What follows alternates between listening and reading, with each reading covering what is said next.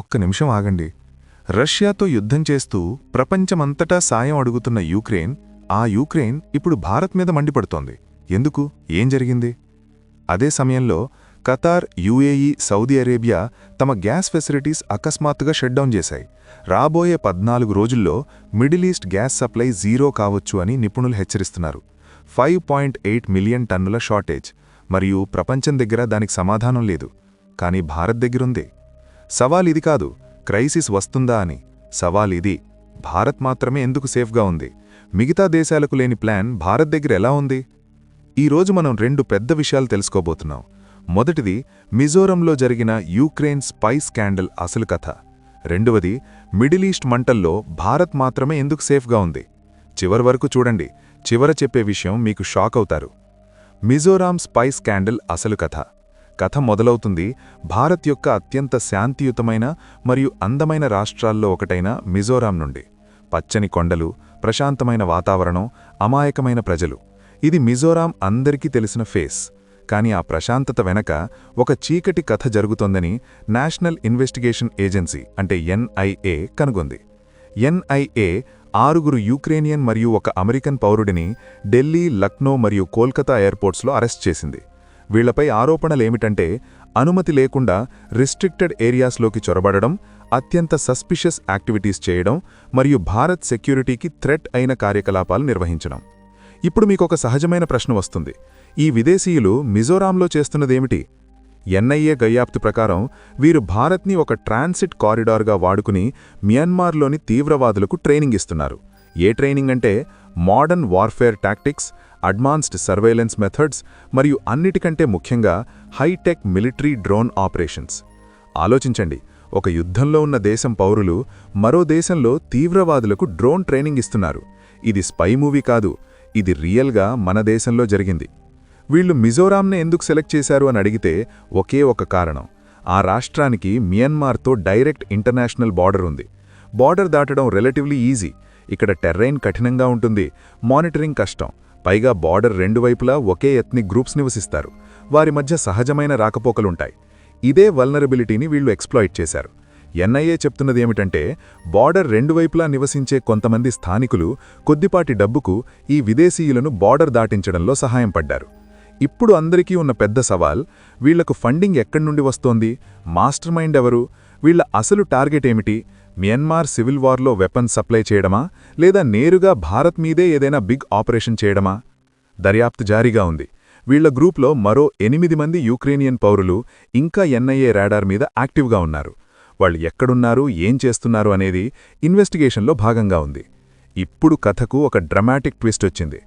రష్యాతో రక్తపాతమైన యుద్ధం చేస్తూ ప్రతిరోజూ ప్రపంచ దేశాల సాయం అభ్యర్థిస్తున్న ఆ యూక్రెయిన్ యొక్క విదేశాంగ మంత్రిత్వ శాఖ ఈ అరెస్టు మీద అత్యంత తీవ్రంగా స్పందించింది. యూక్రెయిన్ తన పౌరుల హక్కులు హరించబడ్డాయని, వారిని వెంటనే విడుదల చేయాలని ఒఫీషియల్ డిమాండ్ పెట్టింది.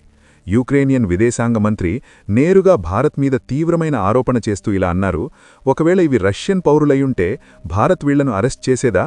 భారత్ ఎటువంటి కాంక్రీట్ సాక్ష్యాలు లేకుండా మా పౌరులని టెర్రరిస్ట్ గ్రూప్స్తో కనెక్ట్ చేస్తోంది అని మండిపడ్డారు. యూక్రెయిన్ తక్షణమే కాన్సులార్ యాక్సెస్ కూడా డిమాండ్ చేసింది. అంటే తమ అఫీషియల్స్ని అరెస్టెడ్ పౌరులను కలవడానికి అనుమతి ఇవ్వాలని. భారత్ గవర్నమెంట్ ఇంతవరకు దీనిపై ఒఫీషియల్ స్టేట్మెంట్ ఇవ్వలేదు.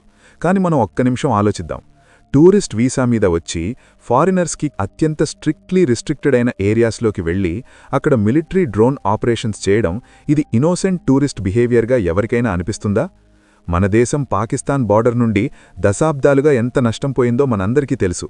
ఇప్పుడు మియన్మార్ బార్డర్ నుండి కూడా ఇలాంటి యాక్టివిటీస్ జరగడానికి వదిలేయడం సమంజసమా? కానీ దోస్తులారా, ఈ కేసులో అందర్నీ అన్నిటికంటే ఎక్కువ షాక్ చేసిన విషయం ఏమిటంటే ఈ చొరబాటుదారుల గురించి భారతీయ ఏజెన్సీలకు టిపాఫ్ ఇచ్చింది వేరెవరో కాదు, నేరుగా రష్యా యొక్క ఇంటెలిజెన్స్ ఏజెన్సీలు. హిందుస్థాన్ టైమ్స్ సహా అనేక క్రెడిబుల్ రిపోర్ట్స్ ప్రకారం రష్యన్ ఇంటెలిజెన్స్ ముందే భారతీయ ఏజెన్సీలకు అలర్ట్ చేసింది. ఆ 6 యూక్రేనియన్ మరియు 1 అమెరికన్ పౌరులు మియన్మార్లో మిలిటెంట్ గ్రూప్స్కి ట్రైనింగ్ ఇస్తున్నారని, వారి మూవ్మెంట్స్ ఏమిటి అని డీటెయిల్డ్ ఇన్ఫర్మేషన్ షేర్ చేసింది. ఆ రష్యన్ టిప్ ఆఫ్ తర్వాతే ఎన్ఐఏ తన మేజర్ ఆపరేషన్ లాంచ్ చేసి వీళ్లను పట్టుకుంది. ఇప్పుడు సిచ్యువేషన్ చాలా ఐరానిక్గా ఉంది. రష్యాతో తీవ్రంగా యుద్ధం చేస్తున్న యూక్రెయిన్ పౌరులు రష్యా ఇంటెలిజెన్స్ వల్ల భారత్లో అరెస్ట్ అయ్యారు. జియోపాలిటిక్స్లో ఇలాంటి ట్విస్ట్స్ చాలా రేర్గా జరుగుతాయి. మిడిల్ ఈస్ట్ గ్యాస్ క్రైసిస్ అసలు కారణం. ఇప్పుడు రెండో అంకానికి వద్దాం. ఇది మొదటి కంటే చాలా డైరెక్ట్గా మీ జీవితాన్ని ఎఫెక్ట్ చేసే విషయం. UAE zero gas production announce చేసింది. ఖతార్ ప్రపంచంలోనే అతిపెద్ద ఎల్ఎన్జీ ఫెసిలిటీ ఆఫ్లైన్ అయింది. ఇరాన్ యొక్క అత్యాధునిక బ్యాలిస్టిక్ మిసైల్స్ ఇంకా దాడులు చేస్తూనే ఉన్నాయి, మరియు వాటిని ఇంటర్సెప్ట్ చేయడం దాదాపు అసాధ్యంగా మారిపోయింది. ఇది అర్థం చేసుకోవాలంటే మనం కొంచెం బ్యాక్గ్రౌండ్ చూడాలి.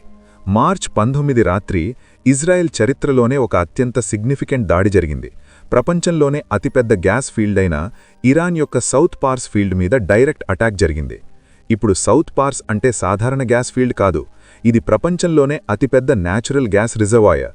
ఇరాన్ యొక్క మేజర్ గ్యాస్ ప్రొడక్షన్ ఇక్కడి నుండే వస్తుంది. కానీ దానికంటే ముఖ్యమైన విషయం ఏమిటంటే, మ్యాప్లో చూస్తే ఆ గ్యాస్ ఫీల్డ్ ఒకే చోట ఇరాన్ మరియు ఖతార్ రెండు దేశాల మధ్య షేర్ అవుతోంది. ఖతార్లో దీన్నే నార్త్ డోమ్ అంటారు. ఇజ్రాయెల్ కొట్టింది ఇరాన్ వైపు, నష్టం రెండు దేశాలకు వచ్చింది. ఇది యాక్సిడెంటల్ కాదు, ఇది క్యాలిక్యులేటెడ్ మూవ్. దానికి జవాబుగా ఇరాన్ ప్రపంచాన్ని ఆశ్చర్యపరిచే కౌంటర్ అటాక్ చేసింది. ఇరాన్ లాంచ్ చేసిన బ్యాలిస్టిక్ మిసైల్స్ గురించి ప్రపంచం మొత్తం మాట్లాడుతోంది. వీటిని డాన్సింగ్ బ్యాలిస్టిక్ మిసైల్స్ అని పిలుస్తున్నారు.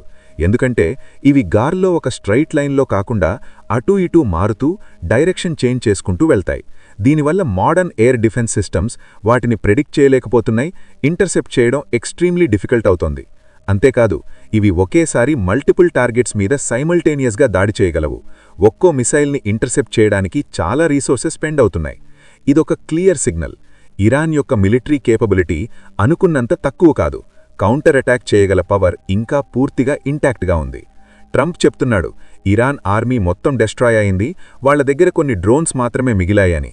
కానీ గ్రౌండ్ రియాలిటీ అందుకు పూర్తి విరుద్ధంగా ఉంది. ఈ దాడుల రిజల్ట్ ఏమిటంటే, కువైట్ మీద దాడి జరిగింది, షువైబా ఆయిల్ ఫీల్డ్ మరియు ఆయిల్ రిఫైనరీ టార్గెటెడ్ అయ్యాయి. యూఏఈ యొక్క షాహ్ గ్యాస్ ప్లాంట్ మీద డ్రోన్ స్ట్రైక్ జరిగింది. యూఏఈ యొక్క అనేక గ్యాస్ ఫీల్డ్స్ మొత్తం షట్డౌన్ చేయాల్సి వచ్చింది. ఇప్పుడు మీకొక లాజికల్ క్వశ్చన్ వస్తుంది. ఇజ్రాయెల్ ఇరాన్ మీద దాడి చేసింది, కానీ ఇరాన్ ఖతార్, యూఏఈ, కువైట్ మీద ఎందుకు కొడుతోంది? జవాబు చాలా స్ట్రాటజిక్. ఖతార్ మరియు యూఏఈలో యూరోపియన్ గ్యాస్ ఇన్ఫ్రాస్ట్రక్చర్ ఉంది. అక్కడి నుండి డైరెక్ట్లీ యూరోప్కి గ్యాస్ సప్లై అవుతోంది. ఇరాన్ యూరోప్కి గ్యాస్ సప్లై చైన్ని డిస్ట్రాయ్ చేయాలని, దానివల్ల వెస్టర్న్ కంట్రీస్ మీద ఎకనామిక్ ప్రెషర్ పెంచాలని క్యాల్కులేట్ చేస్తోంది.